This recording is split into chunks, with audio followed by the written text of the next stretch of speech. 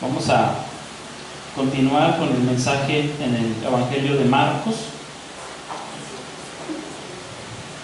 Y vamos a abrir nuestras Biblias en Marcos capítulo 2, versículos 18 al 22.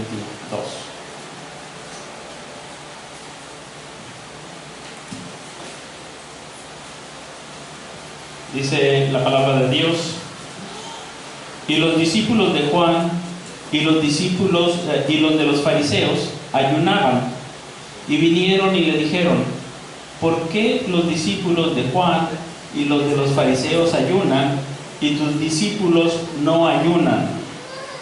Jesús les dijo: ¿acaso pueden los que están de bodas ayunar mientras está con ellos el esposo? Entre tanto que tienen consigo al esposo, no pueden ayunar. Pero vendrán días cuando el esposo les será quitado, y entonces en aquellos días ayunarán. Nadie pone remiendo de paño nuevo en vestido viejo. De otra manera, el mismo remiendo nuevo tira de lo viejo y se hace peor la rotura. Y nadie echa vino nuevo en odres viejos. De otra manera, el vino nuevo rompe los odres y el vino se derrama y los odres se pierden, pero el vino nuevo en odres nuevos se ha de echar. Esta es la palabra del Señor. Y el mensaje para el día de hoy es que la vida en el reino es una vida cristocéntrica. Cristocéntrica. Hasta ahorita estamos en una sección donde vienen 5 pequeñas historias que van a desembocar en el repudio de los líderes religiosos del pueblo de Israel, que serían los escribas y fariseos. Estas 5 pequeñas historias están mostrando el reino del cual está predicando Cristo.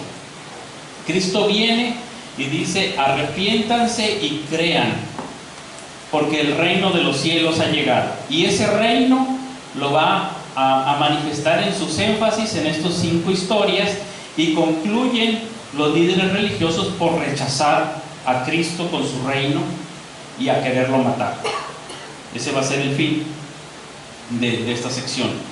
Así que ahorita tenemos que ya vimos que Cristo estaba proclamando un reino donde hay perdón de pecados. Eso es esencial en el reino de Cristo. Hay perdón de pecados, pero en Cristo. Perdón de pecados en Él. Y esa fue la historia de el paralítico que toma su leche y se va caminando. La segunda que vimos es que este es un reino donde Dios se goza en tener comunión con los pecadores. Y ese fue el llamamiento de Leví y la comida con Leví y sus amigos. ¿Sí? Dios no solamente tiene comunión con los pecadores, sino que además se goza en ello y incluso hace de ello su misión. Cristo dice: para eso he venido. Ahora vamos a ver que esta vida del reino, este reino, es cristocéntrico. Está centrado en la persona de Cristo. Así que vienen los discípulos de Juan. Aunque Juan ya estaba en la cárcel, todavía había algunos discípulos. El mismo apóstol Juan era un discípulo antes de Juan el Bautista, y Pedro, nada más que ellos siguieron a Jesús cuando él les dijo: ese es el Cordero de Dios que quita el pecado del mundo, y se fueron tras él. Pero al parecer no todos se fueron tras Jesús, quedaron algunos todavía como discípulos de Juan y los discípulos de los fariseos, y ellos ayunaban. Hay 3 virtudes o 3 obras de justicia normales en medio de los justos desde el Antiguo Testamento. Los justos, los creyentes, los temerosos de Dios realizaban 3 obras de justicia normalmente como básicas, que era el ayuno, la oración y la limosna. Entonces la persona ayunaba, intensificaba sus oraciones a Dios y partía su pan con el hambriento, daba limosna. Aquello que decía: bueno, si hoy no voy a comer, pues me iba a gastar 100 pesos en una hamburguesa y se lo doy a la viuda, o se lo doy a un huérfano, o se lo doy a alguien necesitado y hambriento, a un extranjero que veo en el crucero, se lo doy. Entonces hacían esto: ayuno, oro a Dios y doy limosna. No sé si recuerdan, por ejemplo, el fariseo que está orando diciendo: yo ayuno 2 veces en la semana, doy diezmo de todo lo que gano, hago oraciones en las plazas, en donde estuviera, en el templo estaba orando de pie. Esas eran las justicias básicas, son de las que nos habla también el Sermón del Monte. Vosotros guardaos de hacer sus justicias para ser vistos de los hombres, cuando ayunes, cuando ores, cuando des limosna, y menciona estas mismas 3, ¿verdad?, que eran normales, ¿sí? Ya estaban para ese entonces institucionalizados 2 ayunos que eran comunes para ellos, los días lunes y los días jueves. Por eso decía: yo ayuno 2 veces en la semana, lunes y jueves. Cuando ya viene el cristianismo, ellos dicen: bueno, nosotros tenemos un ayuno diferente, y para diferenciarlo vamos a ayunar los martes y los viernes. Hicieron ese cambio, pero básicamente era lo mismo, martes y viernes. Y así estuvo por siglos el ayuno bueno, nosotros ayunamos. No, yo creo que algunos creyentes practicamos la disciplina del ayuno, algunos no, pero es normal, es una de las disciplinas espirituales básicas en la vida cristiana. Pero los creyentes de siglos, los primeros siglos, era martes y viernes, ¿sí? 2 veces en la semana tenían su ayuno. No era obligatorio, como no es obligatorio hoy en día tampoco, pero ellos ayunaban, y parece que estando en ayuno vinieron y le dijeron, y aquí están, cada una de estas secciones siempre son un reclamo a Jesús, porque si se recuerdan la primera, nada más lo pensaron: ¿por qué perdona pecados? Y el Señor les leyó la mente, ¿sí? Los escuchó en su mente, no se atrevieron a decirlo. En la segunda le dijeron a los discípulos: oye, ¿por qué tu maestro come con ellos? Ya para esta tercera le dicen directamente a Jesús. Va subiendo el nivel de atrevimiento, y ya aquí le dicen directamente a Jesús: tus discípulos, ¿por qué no ayunan? ¿Sí? Y la enseñanza va a estar en la respuesta, pero aquí viene como quiera la pregunta: ¿por qué los discípulos de Juan y los de los fariseos ayunan y tus discípulos no ayunan? Y en ese por qué, en ese cuestionamiento, queda evidente su juicio que ya han emitido contra el Señor. Y dice: bueno, esta no es como que una verdadera religión, sospecho que no son realmente tan santos y tan correctos, no son ortodoxos, ustedes no ayunan, algo está pasando aquí, no están bien. Como que estaban buscando algo en que desacreditar al Señor. Y aquí Marcos nos lo narra porque va a enfatizar algo central en el reino, y es que Cristo es central en el reino. De todas maneras, cuando he leído comentarios y escuchado otras predicaciones de otros hermanos con quienes compartimos la doctrina,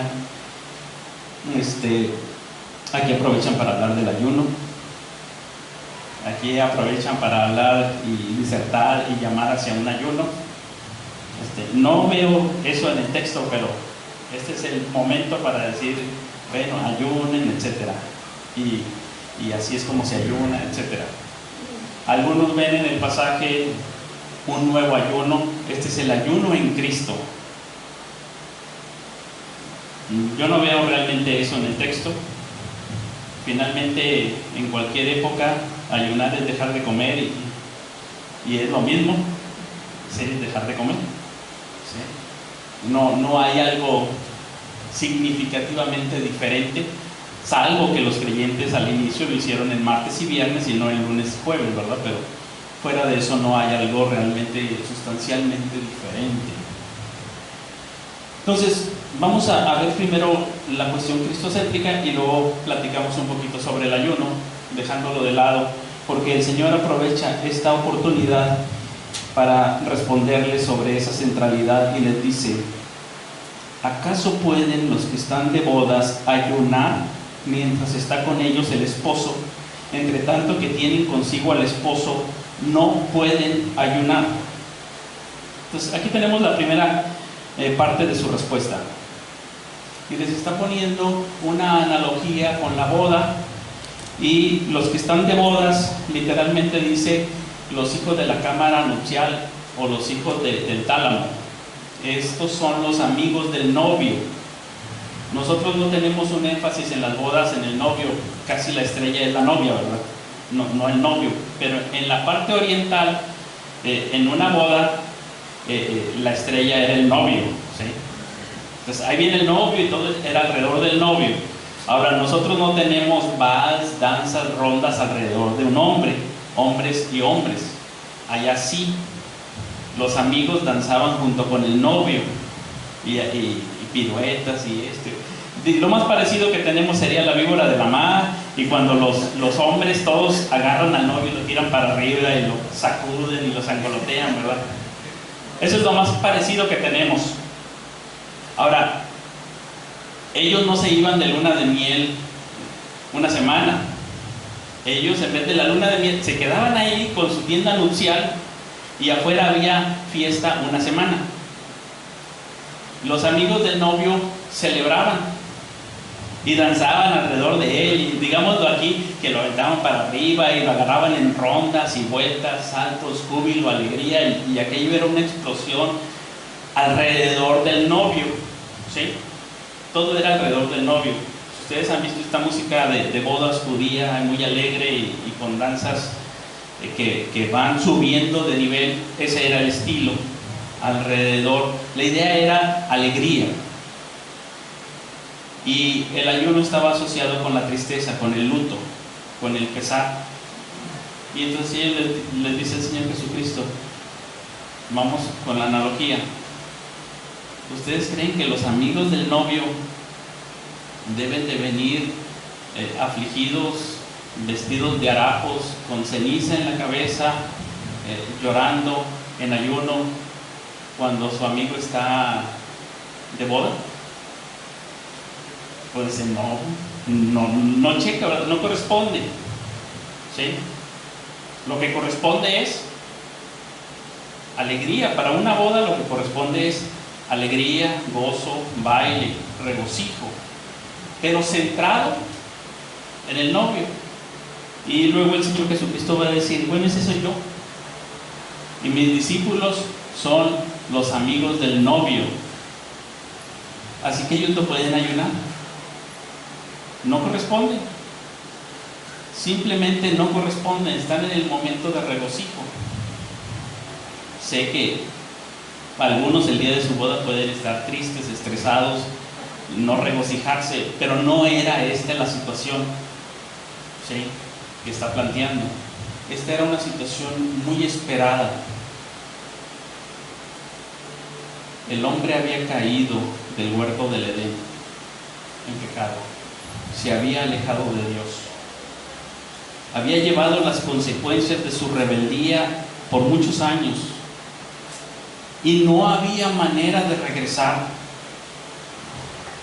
no había forma. Había ido en una cautividad que lo llevaba a la muerte, estaba bajo condenación. Y cuando llega Cristo, el Mesías, el reino de Dios, el que va a perdonar los pecados y a restaurarnos a la comunión con Dios, nosotros los pecadores, entonces ellos se regocijan, bailan, gritan. Es como cuando el pueblo de Israel va a la cautividad, lloran, cuelgan las arpas, están tristes, no cantan. Pero cuando Jehová hace volver la cautividad de Sión, seremos como los que sueñan, dice el Salmo 126, nuestras bocas se llenarán de risa, nuestra lengua de alabanza. Alabaremos al Señor con una grande alegría. Y seguían lo ven diciendo que incluso los árboles del campo se iban a mecer, ¿verdad?, como dándoles la bienvenida, ¿verdad? Batirán palmas, aplausos, porque vuelven los redimidos de Jehová, y gozo perpetuo sobre sus cabezas. es el momento de alegría. Claro, el profeta luego les dice, hay de ustedes que se alegran. Es que cuando estaban pecando y apenas iban a ir a la cautividad, era momento de ayuno, de luto, de entristecerse, y ellos estaban gozando. Dice, hay de ustedes que se alegran cuando debieran de estar tristes. ¿Sí? Pero cuando regresa el pueblo de la cautividad, y algunos lloran cuando se construye el nuevo templo, ahí van los líderes de Israel a decirles, es mandato de Jehová que se gocen. Este es ahora momento de gozo. ¿Sí? ¿Y de qué depende el gozo o la tristeza? ¿En qué está centrado? ¿En las circunstancias? ¿En nosotros? En el novio. Entonces dice, ¿está el novio? ¿No está el novio? ¿Está centrado en quién? El reino de Cristo es un reino cristocéntrico y tiene alegría y gozo cuando está en Cristo, y ahí no se puede entristecer. Y les dice, vendrán los días cuando el esposo les será quitado. Entonces, ¿qué va a suceder cuando el esposo les sea quitado? ¿Todos van a seguir bailando y cantando? Van a tener luto. Entonces, lo que produce la alegría o la tristeza es que está el novio o no está el novio. Este es un reino cristocéntrico, no está centrado en ninguna otra cosa, y como lo venía haciendo desde el Antiguo Testamento, así venía siendo siempre. Las fiestas eran centradas en Dios.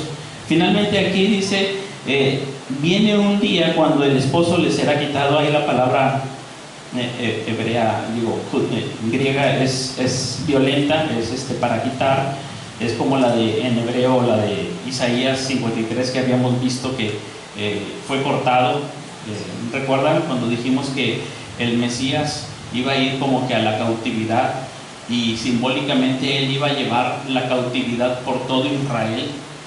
Él iba a ir a la cautividad más drástica, como un cordero al matadero, y él iba a recibir todas las humillaciones, los golpes, el maltrato. Le iban a arrancar la barba, le iban a escupir, lo iban a golpear como si fuera un criminal, como si fuera un preso yendo al cautiverio, soportando sobre él el pecado de todos nosotros. Y dice que su vida fue cortada. Eso lo vimos por allá en la parte de Isaías, en el siervo del Señor yendo en ese cautiverio, y que nos dice que fue cortado, pero que de repente ese que fue cortado de la tierra de los vivientes, de alguna manera que Isaías no logra ver, vuelve a vivir y tiene descendencia. Como que fue cortado antes de tiempo, sin haber tenido hijos, y luego de repente tiene hijos, una multitud de hijos. Bueno, aquí es el novio, que un día le será quitado. Todavía no está hablando abiertamente el Señor Jesucristo de su crucifixión, pero está haciendo referencia a esa violencia de ser quitado el esposo. Iba a ir a la cruz. Entonces los discípulos tenían gozo, pero les iban a quitar al Señor Jesucristo, lo iban a crucificar, y ahí su gozo se iba a convertir en llanto. Ahí iban a llorar, ahí iban a entristecerse. No porque así lo dijera que fuera lunes o jueves, sino porque ahí está el Señor en la cruz. Esos eran días de luto. Y toda la creación misma lo sabía. La misma creación se pone de luto, el cielo se hace oscuro, la tierra tiembla cuando el Señor está en la cruz. La tierra misma se pone de luto. Se alegra en aquella mañana gloriosa cuando resucita. Se entristece cuando está en la cruz. Y es lo que les dijo también allá en el Evangelio de Juan: ustedes están alegres, pero van a tener tristeza, pero luego yo los voy a volver a ver cuando resucite. Ya lo estoy reinterpretando ahorita, porque no lo dijo exactamente así. pero entonces su tristeza se va a convertir en gozo y va a ser un gozo que nadie les va a quitar, porque van a tener ahora nuevamente al novio. Está centrado en Cristo, y cuando está centrado en Cristo, ahora sí, regocijaos en el Señor siempre. Hay un gozo, hay un disfrute de la vida. Aunque la higuera no florezca y no haya vacas en los corrales, aunque la alacena esté, regocijaos en el Señor. Sí. Y ahí está la diferencia. Aquí está el gozo. Y cuando el esposo les sea quitado, entonces en aquellos días ayunarán. El reino de Dios es un reino centrado en Cristo. Él es el motivo de nuestra vida. Yo no sé cada uno de nosotros alrededor de qué estemos danzando la víbora de la mar, cuál sea el motivo de nuestra vida, qué es lo que lanzamos al cielo, lo agarramos y enjundiosamente tenemos celebración, que es nuestro gozo, pero debe de ser Cristo, debe de ser el novio. Y que cuando nosotros rompemos la comunión por nuestro pecado, por caer en la tentación, ahí debe de ser cuando nos entristezcamos, ayunemos, oremos, nos arrepintamos de nuestros pecados y queramos volver a la comunión con Él. Ahí, en ese momento, es de tristeza. ¿Cuándo es el momento de gozo? Cuando vemos a la iglesia y el reino de Dios avanzando, los creyentes creciendo a la madurez. Ahí es momento de regocijo, de alabanza al Señor. ¿Cuándo es de tristeza? Cuando dice el apóstol Pablo allá a los Gálatas, ¿verdad? Cuando ellos estaban desviando del Evangelio y tenía esa tristeza, ese dolor. Seguramente escribió Gálatas ayunando, con un profundo dolor por ellos, porque se estaban desligando de Cristo, de la gracia del Señor, dejando el Evangelio y pidiéndoles vuelvan. ¿Cuándo se goza el apóstol Juan? Cuando veo a mis hijos que andan en la verdad. Ahí bailan, danzan. No hay mayor gozo que el oír que mis hijos andan en la verdad, centrado en Cristo, porque Cristo está siendo glorificado por ellos, ellos están creciendo a la semejanza de Cristo, el reino de Cristo está avanzando y el reino de Cristo es centrado en Él. Aún en el Apocalipsis vemos a todos los seres vivientes, ángeles y a todos los redimidos alrededor, por un lado y por otro del trono, y adorando al que está sentado en el trono y al Cordero que fue inmolado, aquel que pagó por sus pecados. Ese es un reino centrado en Cristo. Cuando no estamos centrados en Cristo, vamos a salir decepcionados, frustrados en esta vida. Cuando no nos deleitamos en el Señor, cuando no es Él el máximo motivo de nuestro gozo y deleite, entonces vamos a salir decepcionados de esta vida, frustrados, como lo que hizo Salomón en su experimento que narra en Eclesiastés, diciendo: bueno, Dios, voy a tener que sacrificar un poco la comunión contigo, pero ahorita tengo que centrarme en mis negocios. Tú lo comprenderás, Dios, necesito centrarme en mis negocios, si no, no van a avanzar. Y tengo que hacer, construir, negociar, edificar, y pues mi trabajo es prioritario. Y se centró alrededor de él y al final dijo: esto es vanidad, aflicción de espíritu, el trabajo nunca se acaba. Y todo lo que dejo y la fortuna que pongo, no sé si se la voy a heredar a un necio, y si mi hijo lo va a despilfarrar como si nada, y si le va a importar lo que yo hice. A lo mejor va a decir: ese es el negocio de mi papá, a mí no me interesa eso. Simplemente lo va a vender o no sé qué le va a hacer. Ni le va a importar, decía Salomón. Dice: esto es vano, me siento afligido. porque estaba poniendo en eso el centro de su vida, el significado para su vida. O también dijo, bueno, me voy a enfocar en la familia. Y ustedes saben lo que pasa. Me voy a enfocar en mis estudios. Me voy a enfocar en la alegría, en la diversión. No voy a negar a mi cuerpo ningún placer. Ahorita es tiempo de vivir. Mañana me voy a morir, decía la chica esta que dejó la prepa, ¿verdad? Que se hizo tendencia. Y si mañana me muero y no disfruté de la vida. ¿Qué dice al final Salomón? Me he dado cuenta de que la vida consiste en tener a Dios en primer lugar. Eso es el todo del hombre, centrado en Él. Y entonces todo lo demás tiene sentido y es disfrutable. Si Él está en primer lugar, entonces las cosas de esta vida son disfrutables. Y entonces sí, ya no te afanes por eso, porque mira el pobre cómo no se aflige y come su tortillita y duerme bien, coma mucho, coma poco, durmió bien. A mí no me dejan dormir las riquezas, las preocupaciones. O mira este otro, goza con la mujer de su juventud, teniendo a Dios en primer lugar, se alegra y vive la vida bien. Goza ayudando al prójimo, goza en sus estudios, en cada etapa, porque ese es un don de Dios. Viene de la mano de Dios y entonces lo pueden disfrutar, teniendo a Dios en el centro como primer lugar. Él es el motivo de nuestro gozo, así como el de los amigos, el del novio, el novio.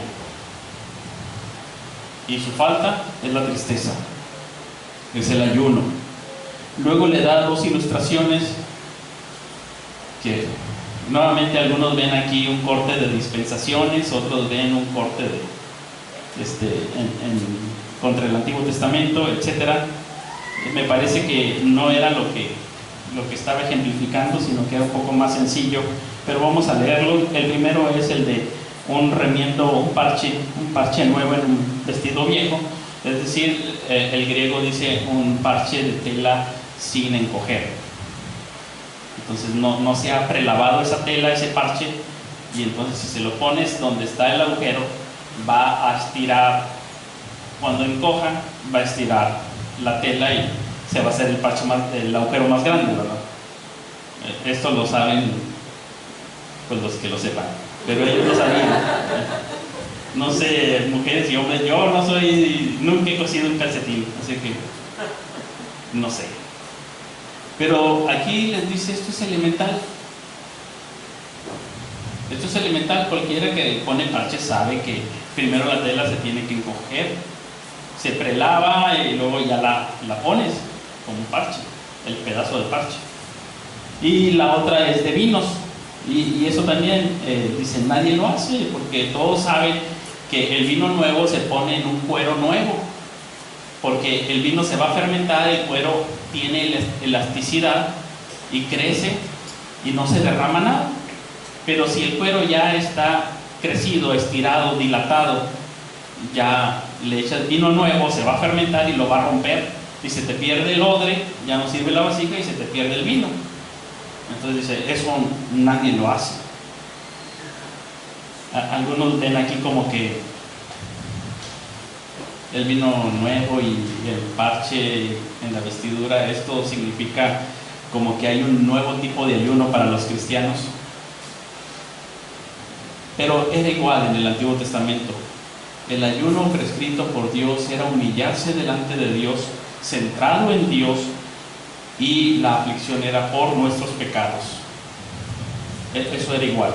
Hay muchos tipos de ayunos también, ¿verdad? En el Antiguo Testamento, diferentes. Hay gente que dejó de comer por diferentes causas, y nosotros también a veces dejamos de comer por diferentes causas. No sé, ¿alguien ha dejado de comer por estar trabajando? A veces dice, tengo mucho trabajo y no comes. ¿Ayunaste por algo? ¿Alguien ha dejado de comer por una decepción amorosa? Me dijo que no. Y está la tristeza que no comió, se fue sin cenar, se fue sin comer. lleva 3 días sin comer, tiene algo debajo de la cama, ¿verdad? Que saca, ¿verdad? Pero se aflige delante de la gente. Ayunamos por cosas que nos importan. ¿Te importa tu comunión con Cristo? ¿Nos importa? Como para decir, no, me duele que ni ganas me dan de comer.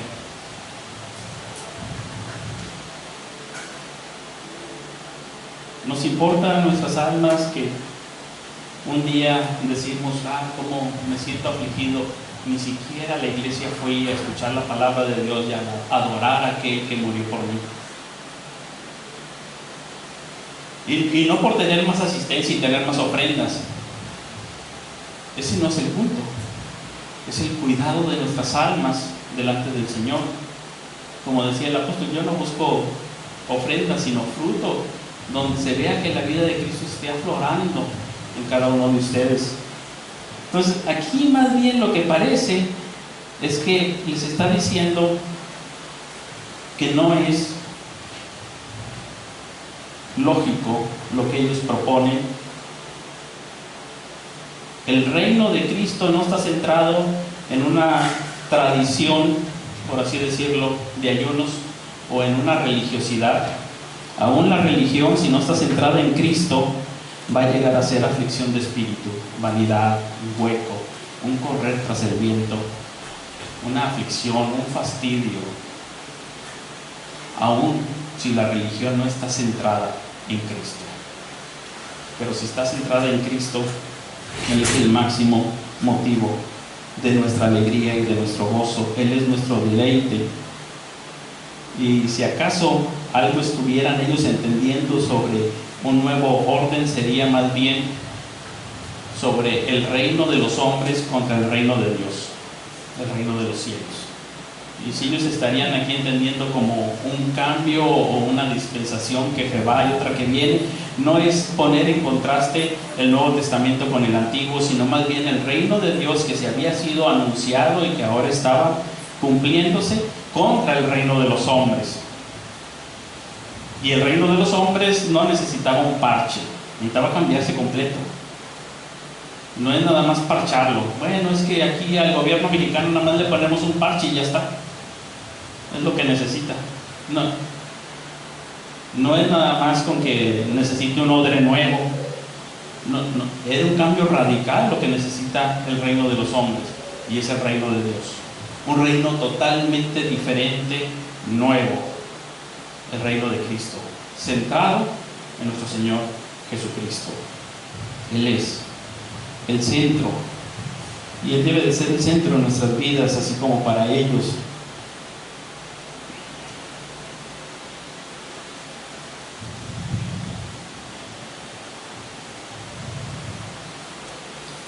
Vamos a concluir con algunas cosas que nosotros debiéramos de tomar para nuestras vidas el día de hoy.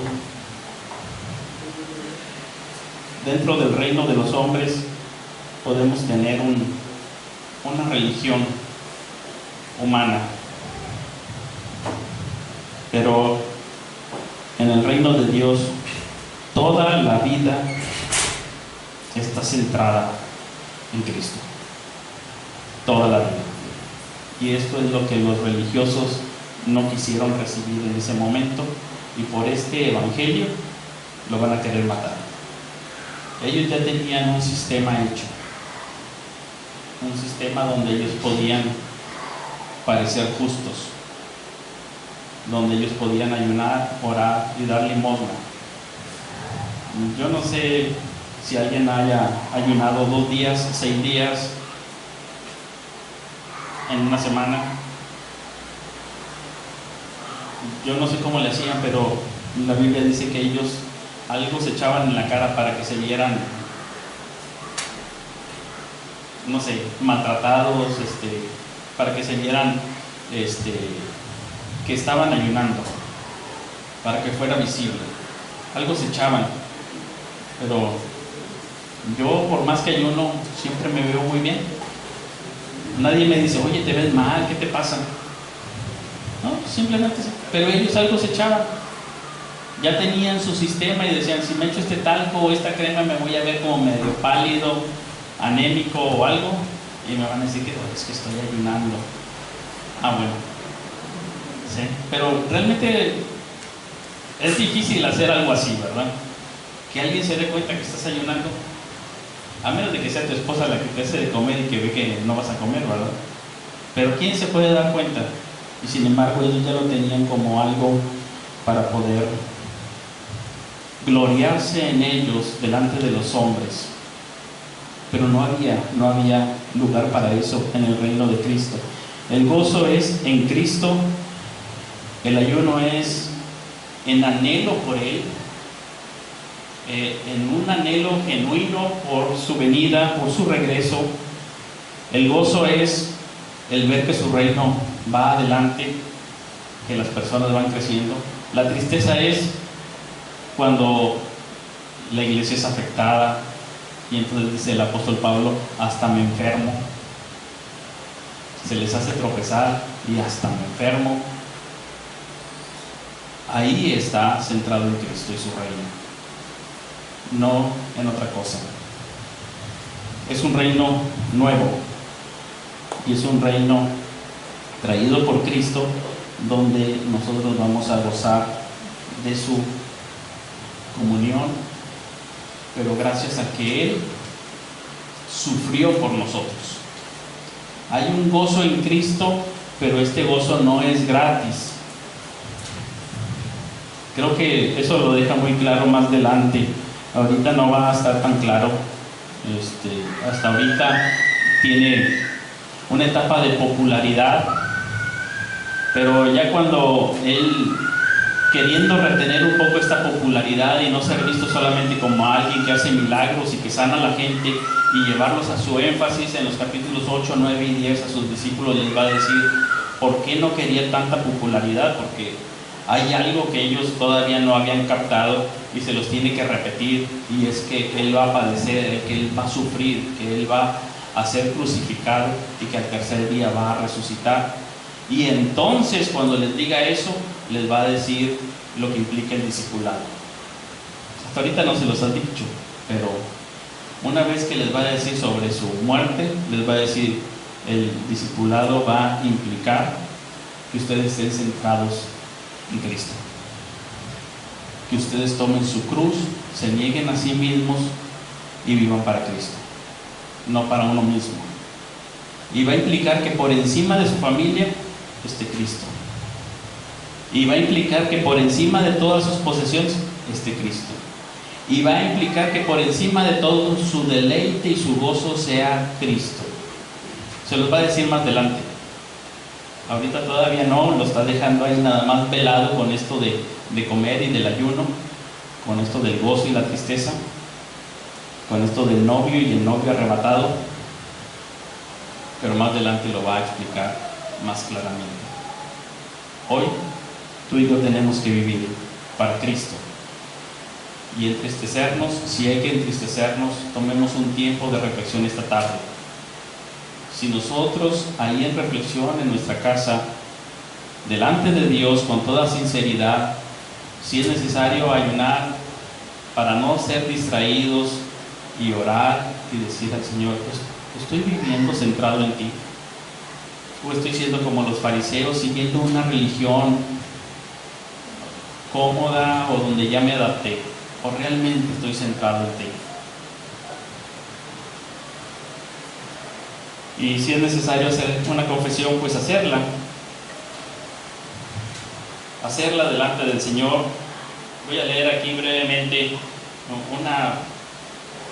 unas líneas de las confesiones de San Agustín en el libro 10, capítulo 2.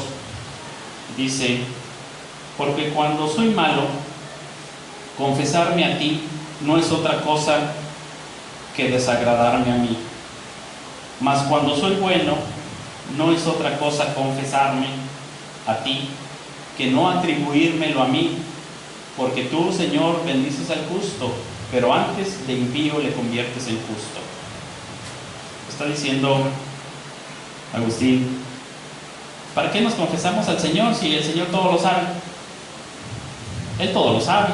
y nada hay que se oculte de su conocimiento. ¿Por qué yo voy a confesarme delante del Señor? Y entonces Agustín dice, cuando es algo malo, yo me confieso delante del Señor, porque confesarme significa que me estoy desagradando a mí. Que vengo delante de Dios diciendo, no me agrada lo que soy, lo que hago, lo que pienso, en lo que me deleito. Es ir suplicante delante del Señor, humildemente diciendo, me desagrado. Y cuando me confieso delante de Dios y es algo bueno, dice, lo que quiero decir es, esto no es mío, Dios, esto tú lo hiciste. Esto es obra tuya. Tú me estás convirtiendo en justo, de impío a justo. Tú estás haciendo esta obra y tu Santo Espíritu está obrando en mí. De manera que Él dice, voy a confesarme delante del Señor. Voy a confesarme, y cuando es algo malo, no es porque Él no lo sepa, sino para que sepan que me desagrado. Y cuando es algo bueno, no es por presumir ni vanagloriarme, sino por decir, esto no es mío. Lo confieso, este eres tú, Señor, obrando en mi vida. Vamos a inclinar nuestro rostro, vamos a orar al Señor. Gracias, Dios, te damos por tu palabra, por tu Hijo Jesucristo, quien murió en la cruz por nuestros pecados, para que nosotros ahora seamos reconciliados, que ahora seamos tus hijos, que ahora, Señor, podamos gozarnos en ti, y que, Señor, ahora podamos vivir en comunión contigo. Ayúdanos, Señor, que en nuestro corazón nosotros nos deleitemos en ti, nos deleitemos en tu palabra, en tu comunión, nos deleitemos en la comunión con los santos y en las alabanzas a ti. Señor, que sea nuestro gozo, nuestro deleite, también el adorarte juntos como iglesia. Señor, ayúdanos a estar centrados en ti, que toda nuestra vida, en la casa, en el trabajo, con los amigos, donde estemos, que, Señor, en todo tú seas glorificado, porque tú eres digno, tú eres glorioso, tú eres quien ha dado una grande salvación a cada uno de nosotros, una salvación que era imposible, pero en Cristo fue posible de una vez y para siempre. Anhelamos su regreso. Venga tu reino, que se haga tu voluntad aquí en la tierra, así como en los cielos. Ayúdanos, Señor, en momentos de tentación, para que ahí podamos no deleitarnos en el pecado, sino en ti, y poder vencer, Señor, esa tentación. Ayúdanos, Señor, también en los momentos de necesidad y angustia, cuando el enemigo quiere que temamos, cuando nos esté faltando la fe. Ayúdanos, Señor, para ser mutuamente edificados y animados. Señor, gracias por todos los medios de gracia que tú has provisto aquí en tu iglesia. Ayúdanos, Señor, para crecer a tu semejanza. Gracias, Dios, en el nombre de Jesucristo. Amén.